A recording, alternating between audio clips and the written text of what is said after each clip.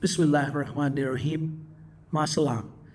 ये हमारे channel B objective की सेकंड वीडियो है और इस वीडियो में हम करंट न्यूज़ जो इस वक्त ये जो कॉन्फ्लिक्ट है बिटवीन इसराइल एंड पैलेस्टाइन का ये जो कॉन्फ्लिक्ट है, बहुत ही अहम न्यूज़ हमारे सामने आई है। वो ये है कि साउथ अफ्रीका ने इसराइल के ख़िलाफ़ एक क्लेम की है जेनोसाइड की। तो ये जो क्लेम है ये एक्चुअली साउथ अफ्रीका ने इसराइल के ख़िलाफ़ प्रेजेंट की है इंटरनेशनल कोर्ट ऑफ जस्टिस, जो यूनाइटेड नेशंस का हाईएस्ट कोर्ट है।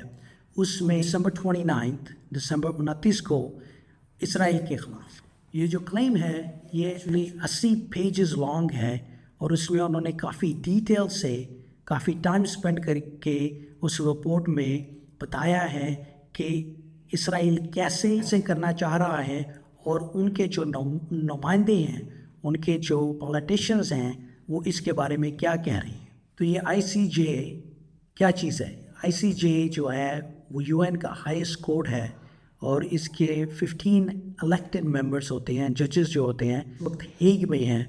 और ये फिर इनके सामने जो भी इंटरनेशनल केस कोई लेके आए, कोई मुल्क लेके आए, वो उस केस को सुनते हैं और फिर उसकी बेसिस पे वो डिसीजन देते हैं कि इस वक्त क्या हो रहा है। तो जैसे मैंने अभी कहा है कि ये जो क्लेम है ये actually claim is for genocidal intent, कि इसराइल की इंटेंट है कि वो सब गाज़न को तबाह कर दे, बर्बाद कर दे, मार दे।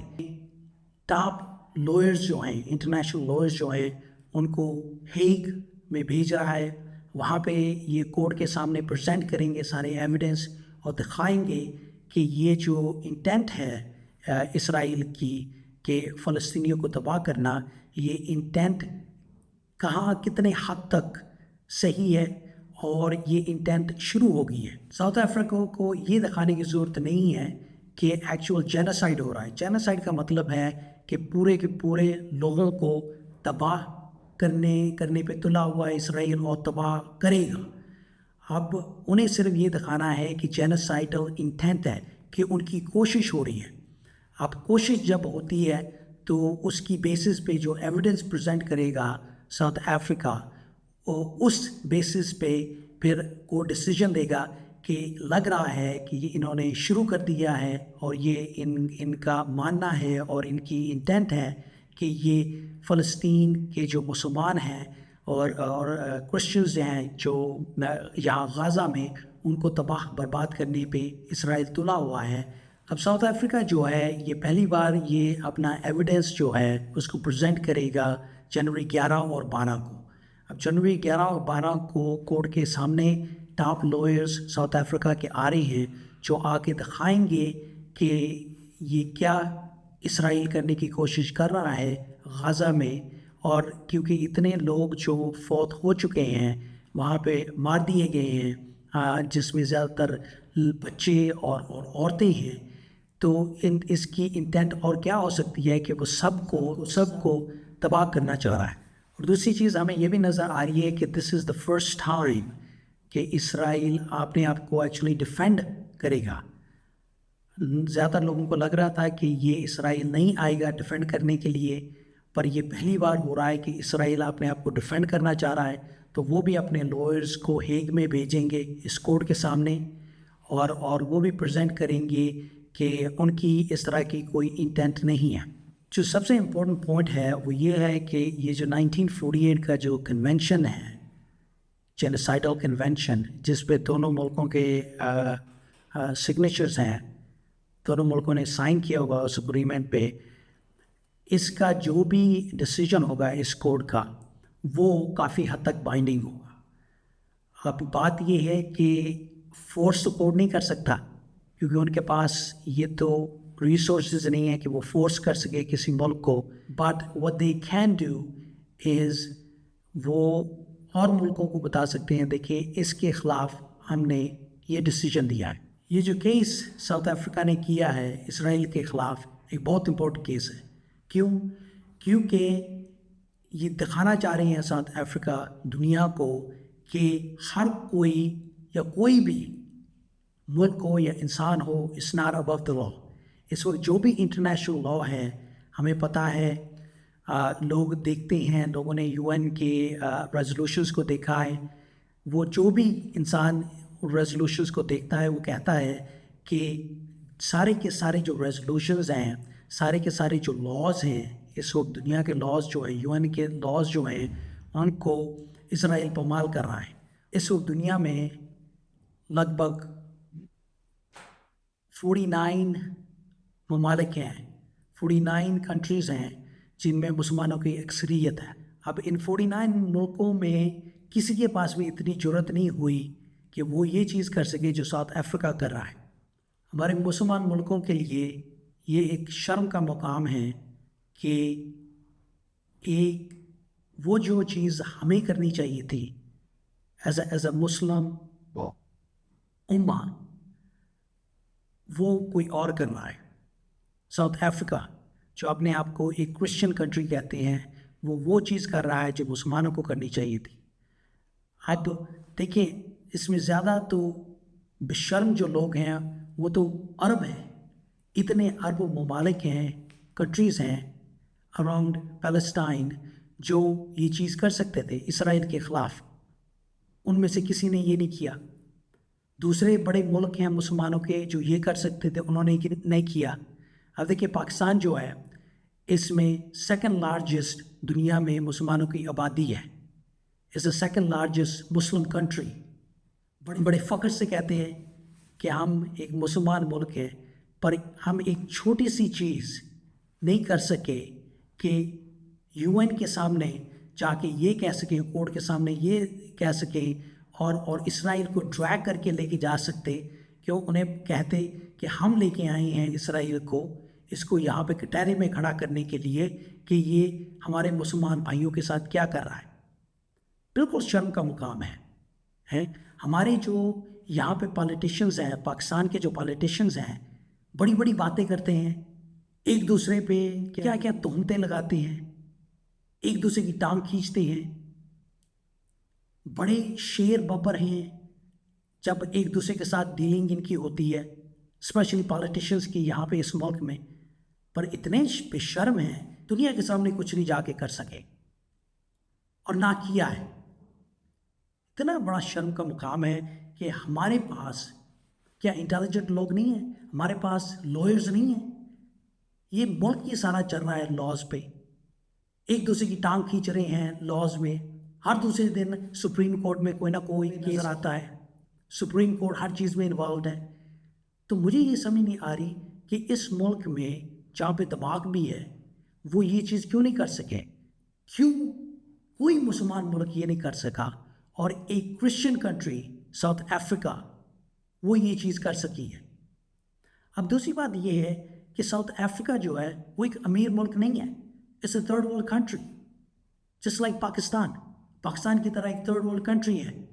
अब वो कोर्ट के सामने जा रहे हैं और उन्होंने नॉट ओनली इसराइल को कटहरे में ला के खड़ा किया है कि उनके लॉयर्स ने अमेरिका को भी चैलेंज किया है, अमेरिका को भी कहा है कि तुम्हारे असले से ये सारा कुछ जो जेनोसाइड हो रहा है फ़लस्तीन में वो तुम्हारे असले से हो रहा है, और हम कोर्ट के सामने जाके ये भी कहेंगे कि तुम्हारे वेपन्स जो दिए हुए हैं उससे ये सारा कुछ हो रहा है। पर हमारे किसी मुल्क में, हमारे किसी मुसलमान मुल्क को इतनी तौफीक ही नहीं है, इतना करेज ही नहीं है कि इसराइल या अमेरिका के ख़िलाफ़ खड़ा हो सके। हम कैसे मुसलमान हैं? ज़मीर हमारे जो है ख़त्म हो गई है। हम बातें करते हैं। आप कोई भी चैनल उठा लें, इस मुल्क का कोई भी चैनल उठा लें, बक बक के अलावा और कुछ नहीं है। कभी किसी पे तोहमत लगा रहे हैं, कभी किसी पे तोहमत लगा रहे हैं, कभी ये मुछड़ आ रहा है, कभी वो मुछड़ आ रहा है। मोटे मोटे पेट पाले हुए हैं, बैठे हुए हैं, बातें कर रहे हैं जी। ना सही तरह बोलने की सलाहियत है, ना सही तरह गुफ्तगू हो रही है, ना पूरी तरह उर्दू सही बोलते हैं, ना इंग्लिश इनके पास से नहीं गुजरती। ये वो लोग हैं जो क्या कहते हैं, दुनिया को क्या दे सकते हैं? एक दूसरे की टांग खींचने के अलावा ये क्या कर सकते हैं? और बड़ा ही दर्दनाक वाक़या है ये। It is extremely extremely shameful कि हमारा कोई मुसलमान मुल्क ये चीज़ नहीं कर सका। साउथ अफ्रीका के लॉयर्स जब 11 और 12 जनवरी को कोर्ट के सामने प्रेजेंट होंगे तो वो क्या एविडेंस देंगे, क्या एविडेंस है जो साउथ अफ्रीका ने ये जो 80 पेजेस की जो रिपोर्ट है जो फाइल की है इसराइल के ख़िलाफ़, उसमें उन्होंने क्या एविडेंस दिया है, उन्होंने क्या बातें की है जिससे प्रूव होता है कि इसराइल की जो इंटेंट है वो जेनोसाइडल इंटेंट है। उसका पर्पस इसराइल की ये है कि सारे फ़लस्तीनियों का ख़ात्मा हो जाए, तबाह बर्बाद कर दो फ़लस्तीन को, फ़लस्तीनियन को, गाज़ा को मिटा दो। तो क्या एविडेंस है, चलिए देखते हैं कि क्या एविडेंस है। लाइक आई मेंशन्ड कि ये जो 80 पेज रिपोर्ट है जो साउथ अफ्रीका ने इसराइल के ख़िलाफ़, जिसमें very precisely in detail information दी है, जिसमें वो कह रही हैं कि इसराइल का इंटेंट ये है genocidal wipe out of the Palestinians. तो ये क्या रिपोर्ट है, इसमें क्या चीज़ है, इसकी क्या एग्जांपल्स उन्होंने दिए हैं। साउथ अफ्रीका का पर्पस ये है कि वो ये जो लड़ाई हो रही है इस वक्त गाज़ा में, इसको बंद करना चाह रहा है, इसको हॉल्ट करवाना चाह रहा है। वो कह रहा है कि ये लड़ाई ख़त्म हो फॉर द शॉर्ट टर्म, कि अभी के लिए एक ट्रूस हो जाए और ये रुक जाए। इसका ये मतलब नहीं है कि साउथ अफ्रीका कह रहा है कि लड़ाई आगे नहीं हो सकती, पर उनका पर्पस ये है कि इस वक्त जो सिविलियंस हैं गाज़ा में, उनका क्या हाल हो रहा है, कितने लोग वहाँ पे इस वक्त फौत हो गए हैं, 20,000 से ऊपर लोग फौत हो गए हैं। ये जो इस वक्त डिस्ट्रक्शन हो रही है गाज़ा की, उनका इंटेंट ये है कि ये जो डिस्ट्रक्शन है फॉर द टाइम बीइंग इसको हॉल्ट कर दिया जाए, इसको स्टॉप कर दिया जाए। इसराइल अगर ये केस लूज़ कर गया तो कोई भी उन्हें फोर्स नहीं कर सकता डिसीजन पे। जो आईसीजे का डिसीजन होगा उस पे कोई फोर्स नहीं कर सकता। यूएन के पास ताकत है, पर ओनली टू द एक्सटेंट, इतनी सिर्फ ताकत है जितनी बड़े मुल्कों के पास ताकत है वीटो की। आपको पता है कि 5 मुल्क हैं दुनिया के जिनके पास वीटो की ताकत है। वो किसी चीज़ को भी, किसी भी रेजोल्यूशन को वीटो कर सकते हैं, ख़त्म कर सकते हैं, और अमेरिका जो है is one of those countries. तो इसका मतलब है कि इसराइल अगर ना कंप्लाई करना चाहे नहीं कर सकता। पर इस डिसीजन से क्या होगा, इस डिसीजन से ये होगा कि इसराइल की जो रेपुटेशन है it will be affected. It will not be considered as a reputable country, क्योंकि उन्होंने यूएन का जो हाईएस्ट कोर्ट है आईसीजे, उसके डिसीजन को उन्होंने तर्क किया, और इस वजह से जो रेपुटेशनल रिस्क है इसराइल का वो काफ़ी हद तक गिर सकता है। तो साउथ अफ्रीका कहना है कि इसराइल जो भी कर रहा है इसराइल इस वक्त गाज़ा में, वो जेनोसाइडल कन्वेंशन जो 1948 का कन्वेंशन है उसके ख़िलाफ़ है। तो क्या क्या चीज़ें हैं जो इस वक्त इसराइल कर रहा है, जो साउथ अफ्रीका ने अपने 80 पेजेस की जो रिपोर्ट है उसमें लिखा है।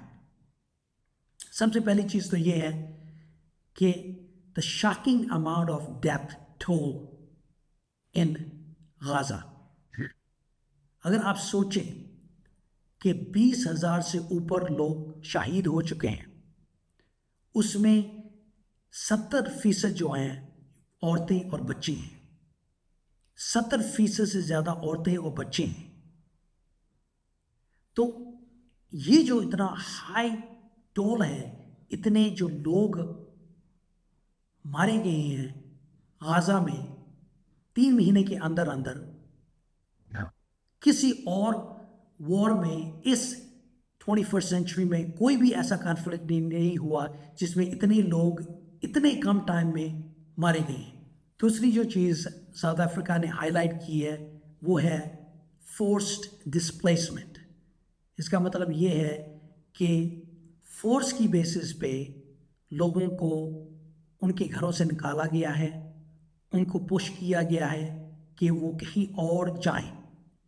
अब देखिए, जब इसराइल नॉर्दर्न गाज़ा में गया है, नॉर्थ गाज़ा में, उस वक्त उन्होंने सब सिविलियंस को कहा यहाँ से छोड़ के आप साउथ गाज़ा की तरफ चले जाएं। अब गाज़ा की पॉपुलेशन जो है 2.2 मिलियन है और at least half of the population जो गाज़ा की है वो नॉर्थ में रह रही थी। अब ओवर 1 मिलियन लोग जो हैं वो छोड़ के नॉर्थ को साउथ की तरफ गए। और अब देखें अगर आप, तो उन्होंने पूरे के पूरे नॉर्थ गाज़ा को तबाह करके रख दिया है। आपको कोई ऐसी बिल्डिंग नज़र नहीं आएगी जो तबाह नहीं हुई है नॉर्थ गाज़ा में।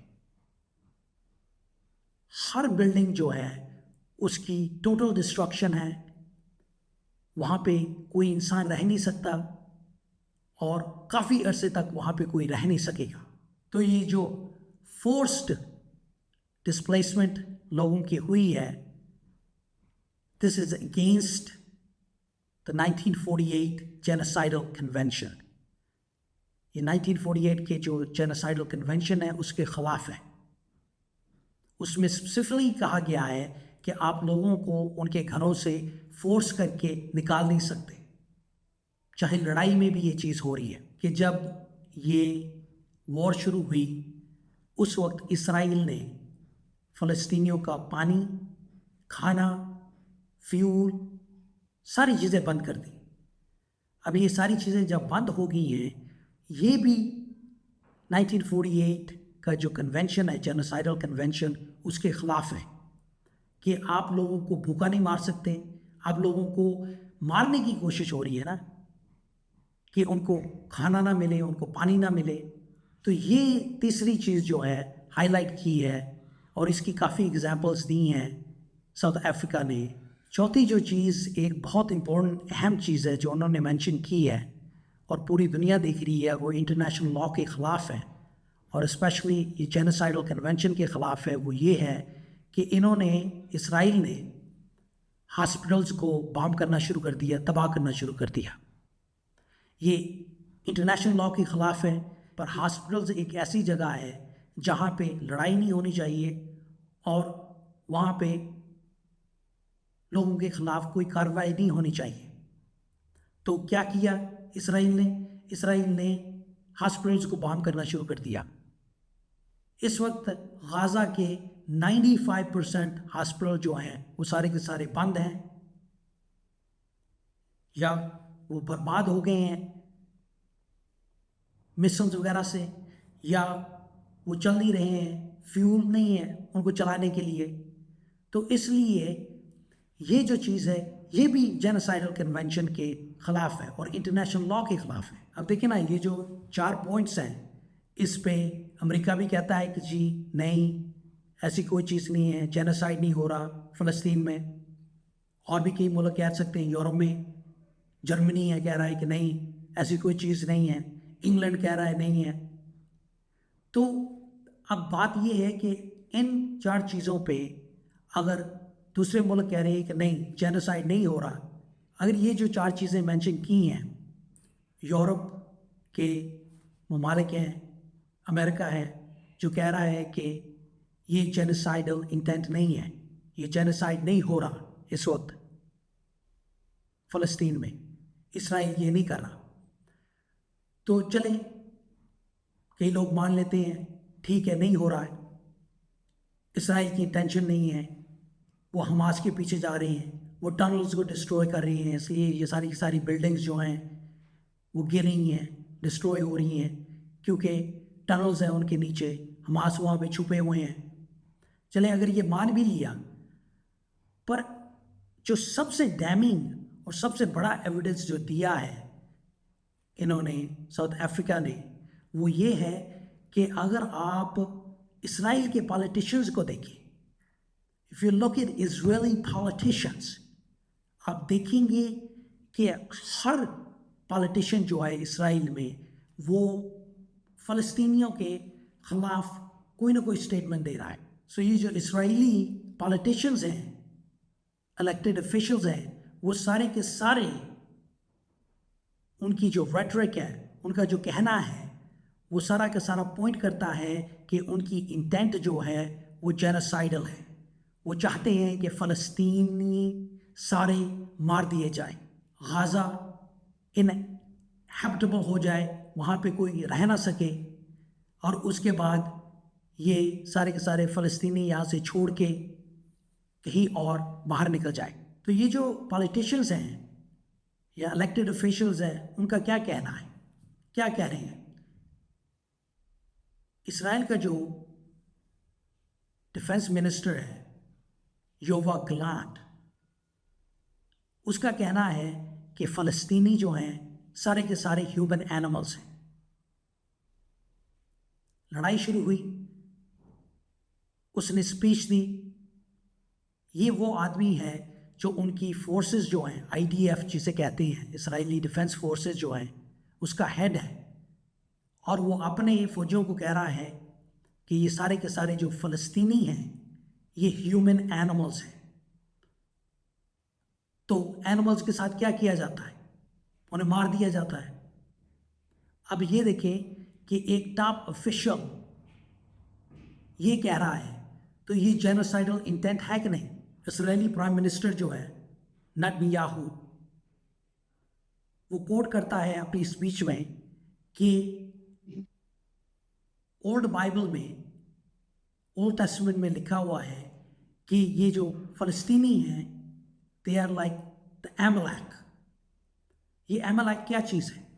अगर आप ओल्ड बाइबल को पढ़ें, ओल्ड टेस्टामेंट को पढ़ें, तो आपको पता चलता है एमलेक वो लोग थे जो अल्लाह के ख़िलाफ़ थे, और अल्लाह ने हुक्म दिया यहूदियों को, उस ज़माने की यहूदियों को, कि ये जो एमलेक हैं इनके बच्चे, जानवर, इंसान जो भी नज़र आए उन सबको कत्ल कर दो। अभी क्या कह रहा है नेतन्याहू? क्या पर्पस है इसकी, ये कहने की?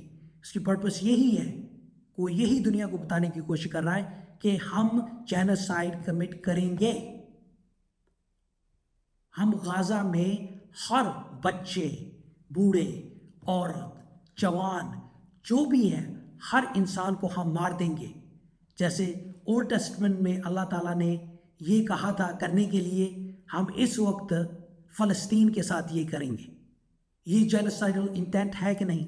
ये जो फार राइट मिनिस्टर है इसराइल की पार्लियामेंट में, बेन गवीर, ये बार बार कहता है कि तबाह कर दो, फ़लस्तीनियों को तबाह कर दो, सारी जगह को लेवल कर दो, और यहाँ से इन्हें निकाल दो, या खुद निकलें या हम इन्हें मार दें। ये जेनोसाइडल इंटेंट है कि नहीं? अब ये वो इंसान है जो यहूदियों के लिए भी एक बहुत बड़ा एक्सट्रीमिस्ट था। 15-20 साल पहले ये जेल जा चुका है, जेल में रह चुका है। इवन इसराइल में इसे यहूदियों ने जेल दी, दूसरे ज़ायनिस्ट ने इसे जेल में रखा, क्योंकि ये इतना एक्सट्रीम इंसान है कि ये इसको कत्ल गारत के अलावा और कुछ आता ही नहीं है। ये वो इंसान है जो गाज़ा में 2000 में सेटलमेंट करने की कोशिश कर रहा था यहूदियों की। वेस्ट बैंक में अभी भी जो सेटलर्स हैं उनको प्रमोट करता है कि वो जाके वहाँ पे घर बनाए, फ़लस्तीनियों को पुश करते रहो, निकाल दो वहाँ से। ये वो इंसान है जो एक ब्लड थर्स्टी ह्यूमन बीइंग है। अब ये जेनोसाइडल इंटेंट है कि नहीं? जो इजरायली प्रेसिडेंट है आइजैक हर्ज़ोग, उसका नाम है, उसने क्या कहा? वो कहता है कि हमास ने जो किया ये सब फ़लस्तीनियों ने किया। हमास की एक्शंस जो हैं इसकी रिस्पॉन्सिबिलिटी सब फ़लस्तीनियों पे पड़ती है, सब गाज़न्स पे पड़ती है। तो जो हम हमास के साथ करेंगे वही सब फ़लस्तीनियों के साथ करेंगे। तो अब ये जो है ये जेनोसाइडल इंटेंट नहीं है। अब इन एग्जाम्पल से अगर आप देखें कि चाहे आप मान लें कि जो इज़राइल कर रहा है वो जेनोसाइड नहीं है, और ये जो मुल्क के सारे यूरोप के और अमेरिका जो है, कनाडा तक जो है, ये नहीं मान रहे कि जेनोसाइड हो रहा है। पर अगर आप इन लोगों की रेटरिक देखें, ये जो इनके इलेक्टेड ऑफिशियल्स हैं, तो आपको पता चलता है कि उनका सारा का सारा पर्पस यही है कि जेनोसाइड हो, फ़लस्तीनियों को मार दिया जाए, एक ही बार मार दिया जाए या निकाल दिया जाए वहाँ से। तो उनकी सारी की सारी इंटेंट ही जेनोसाइडल है। तो इसलिए ये एक बहुत इम्पोर्टेंट केस है जो साउथ अफ्रीका लेके आया है, और जैसे साउथ अफ्रीका ने पॉइंट आउट किया है कि सारी एग्जाम्पल से नज़र आता है कि इसराइल की जो इंटेंट है वो है जेनोसाइड। ओके, कि ethnic cleansing to certain extent, कि वो सारा का सारा एरिया जो है वो साफ हो जाए, क्लेंज हो जाए फ़लस्तीनियों से, या मारने से या निकालने से वो सारा का सारा एरिया जो है वो साफ हो जाए, तो यहूदी वहाँ पे आके सेटल हो सके। अब ये सारा का सारा जो है ये इंटरनेशनल लॉ के ख़िलाफ़ है, 1948 जेनोसाइडल कन्वेंशन के ख़िलाफ़ है। तो इसलिए साउथ अफ्रीका का ये जो केस है, it's an extremely important case, because वो हाईलाइट करता है कि इसराइल की इंटेंट क्या है। तो वो इंटेंट शो करना चाह रहा है कि इंटेंट है जेनोसाइड। अगर इंटेंट आपको पता चल जाए कि जेनोसाइड है, तो उसको हर मुल्क की रिस्पॉन्सिबिलिटी है, हर इंसान की रिस्पॉन्सिबिलिटी है कि उस जेनोसाइड को रोका जाए इससे पहले कि वो जेनोसाइड बन जाए। तो ये पर्पस है साउथ अफ्रीका की कि इस जेनोसाइड को होने से पहले, कंप्लीट होने से पहले इसको रोका जाए, रोक दिया जाए और इसराइल का हाथ पकड़ लिया जाए। और इसीलिए साउथ अफ्रीका ने अमेरिका को भी इम्प्लिकेट किया है इसमें, और कहा है कि अमेरिका जो है इसराइल का साथ दे रहा है, वेपन्स दे रहा है, अभी भी वेपन्स दिए हैं इसराइल को अमेरिका ने।